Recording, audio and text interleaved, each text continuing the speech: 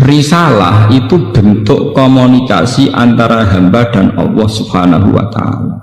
Jadi tidak ada presentasi atau tidak ada target untuk bahwa supaya mereka iman semua itu enggak. Jadi gambarannya risalah ben suara Allah didengar, bahwa aturannya Allah harus didengar. In alaika illal balagh, bahwa aturan Allah itu harus apa? Didengar. Mulanya kesunatannya para ulama, para pakar, para intelektual harus ngomong terus. Kebenaran meskipun tidak dilakukan itu harus diomongkan terus.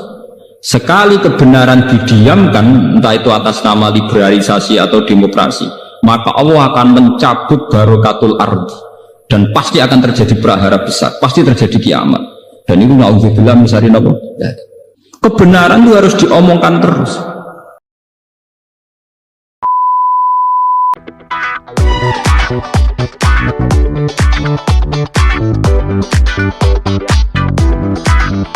Kabar Top News terkini mengabarkan suatu kebenaran yang telah sampai kepada kita dengan jelas terang benderang adalah membutuhkan keteguhan hati sekuat baja, tugas mulia yang dicontohkan leluhur kita untuk diteruskan ke generasi yang akan datang.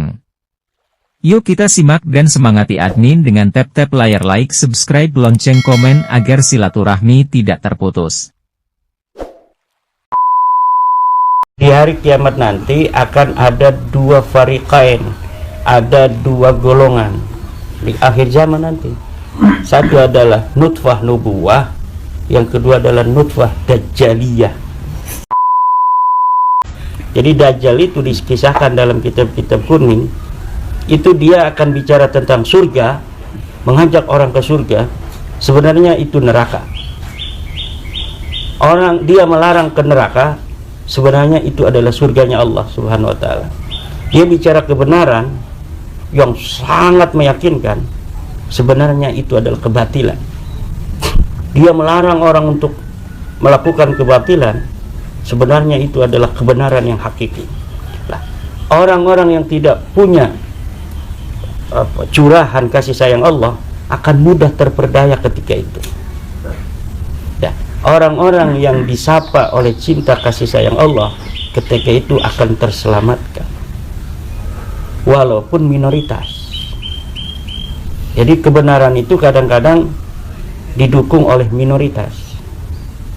Seperti Nabi Muhammad dulu itu hanya sendiri, kemudian istrinya, kemudian adik sepupunya Ali, kemudian menyebar. Tapi minoritasnya kebaikan itu bukan berarti itu yang salah, karena berdasarkan daripada kebenaran yang hakiki yang datang melalui wahyu, yaitu Allah Subhanahu wa Ta'ala.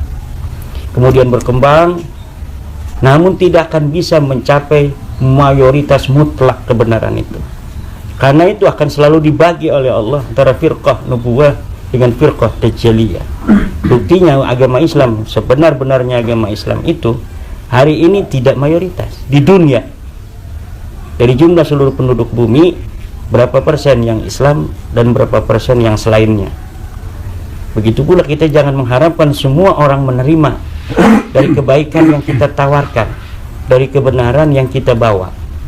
Pokoknya kita berdiri tegak di dalam kebenaran itu untuk berusaha menyebarkannya pada banyak orang, tapi kita tidak boleh berharap terlalu muluk melebihi daripada kebenaran yang sampai kepada manusia yang dibawa oleh Nabi Muhammad.